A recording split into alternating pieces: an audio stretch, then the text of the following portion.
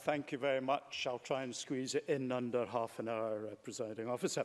I'm doing the usual innovative thing in relation to my speech. I've got random things written on bits of paper here.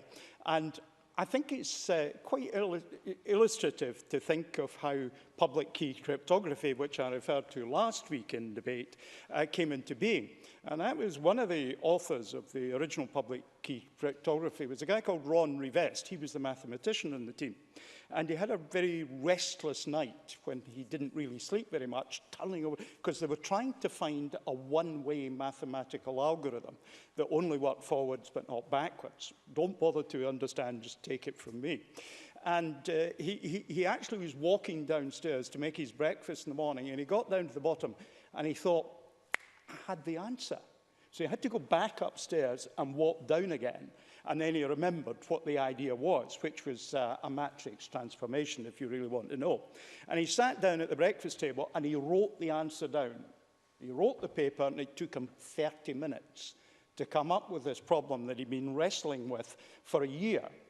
But it's illustrative of the innovation process, because although it took him 30 minutes to write the answer down, from it springing into his mind to him completing the paper, it took a lifetime of preparation for all the intellectual detritus that was floating around in his brain to coalesce in a way that actually produced something new, innovative, and required.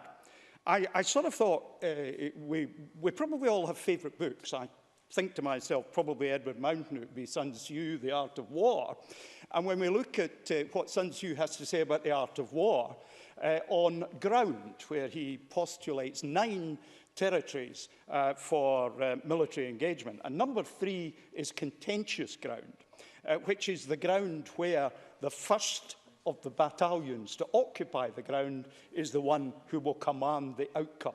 And I think in innovation, that is exactly the ground that we are debating today. And of course, Sun Tzu dates a very long way back. For me, my favourite inspirational book is Fred P. Book's The Mythical Man Month. It's much more modern. It was published in 1974.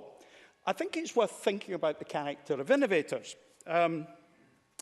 The best innovation, first of all, is disruptive and very often unwelcome, because it challenges and changes the status quo. Innovators are by nature anarchists.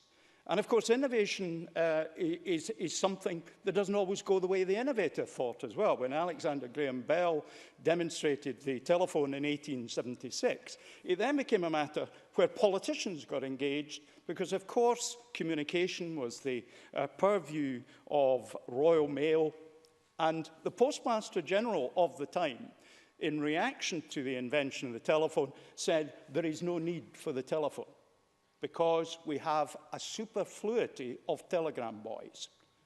Communication works well enough. The other side of it, of course, was that Alexander Graham Bell didn't actually think he'd invented the telephone. He thought he was inventing a broadcast device. And that is often the way with innovation. In modern times, we've all got mobile phones and they have text facilities on them. Well, it's worth remembering that the text facility that's part of the Group System Mondial standard that underpinned the first digital telephones was actually put in there to allow the communications company to send messages to the telephone users about conditions in the network. We hardly ever see it. Yes, I will. I thank Mr. Stevenson for taking intervention. Would the member agree that actually much of the innovation and changes in technology that we see today have been driven through means of military research, and actually a lot of what we use in our daily lives today originated for military use, but was then converted into everyday use? What would your views on that be?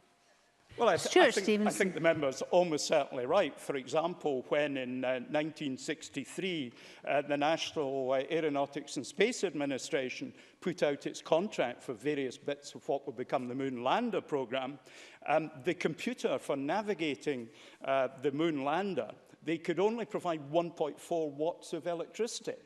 That was a quasi-military requirement, which could only be met by Rockwell, who were the successful bidders for that, producing the first integrated chip. There had been integrated circuits in the 1940s, but the first integrated chip, and that is why we have computers in the sense that we have them today. So the member is absolutely correct, but I don't think we should discount that civilians can have some pretty good ideas and come up with them as well. Yes, I will.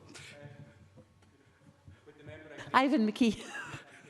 Would the member agree that using military spending as a way of publicly funding innovation programmes is an extremely expensive way of doing it?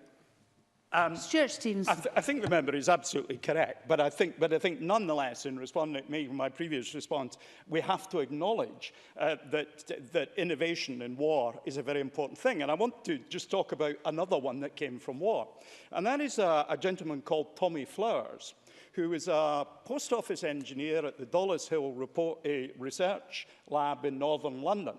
And he got posted to what now is GCHQ, was then the base that was trying to break the Enigma codes that the Germans used for their military communications. I wonder if the member would give way. I'll develop it a wee bit, if I may, first. There is one. It depends how much time the presiding officer is choosing to give it. Right, thank you, presiding officer. There was an even more horrendously difficult machine that was used only by Adolf Hitler and the Navy, which was the Lorenz machine, which was far more difficult than the Enigma machine. Alan Turing came up with thoughts of how this could be dealt with, but Tommy Flowers, who was a relatively small cog in the big machine, said, actually, I've used fermionic valves to build circuits which will do switching. I can build you a computer. Because up to that point, they'd been using things called bombs, with an E after the last B, which were mechanical devices that the Poles had developed in the run-up to the war for breaking Enigma. He came up, he said, I can do it, and he was forbidden to do it. But he was a natural anarchist, and he went away at his own expense and got 1,500 electronic valves in wartime, a terrific thing to find them, and built Colossus 1, which was the first real electronic computer. It was quite good, but he built another one, Colossus 2, and he delivered that on the 1st of June, 1944. And they broke the first Lorenz messages in the 24 hours after that first machine by this anarchist innovator. And the message that was given to Eisenhower on the 4th of June said, the Germans are not moving troops into Normandy. It would be safe to land there, but there is one place there's a concentration, and they moved one of the landing points. If he had not done that, it's thought that the landings at Normandy would not have been successful because they would have encountered severe resistance. Tommy Flowers, the story goes on, we knew nothing about Tommy Flowers until many decades later because it was covered by official secrets. And not only that, having paid for the development of the computer himself, the government didn't pay him. They refused to pay him. Eventually, they gave him £1,000, by which time it no longer mattered. He shared it with the rest of the team.